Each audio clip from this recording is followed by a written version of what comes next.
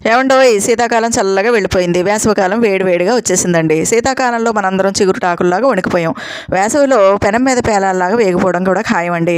ఈ వేసవిలో ఈ ప్రకృతి పచ్చడి తిన్నారంటే శరీరానికి చలువ చేసి చెమటకాయలు రాకుండా చేస్తుంది, డీహైడ్రేషన్ బారిన పడకుండా కాపాడుతుంది, ఇంకా అతిదాహం ఉండదు. దీంట్లో డి విటమిన్, సి విటమిన్ పుష్కలంగా ఉంటాయి కాబట్టి వ్యాధి నిరోధక శక్తి పెరిగి వేసవిలో వ్యాధులు రాకుండా ఉంటాయి. ఎముకలు బలంగా ఉండి కీళ్ల నొప్పులు లేకుండా ఉంటాయండి.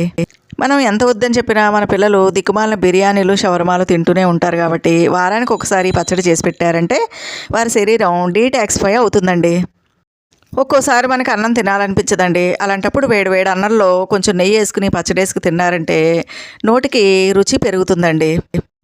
డయాబెటీస్ ఉన్నవాళ్ళు ఈ పచ్చడి వేసుకుని కడుపు నిండా అన్నం తిని పెరుగు పెరుగు అని బతిమలాడిన షుగర్ లెవెల్స్ పెరగవండి.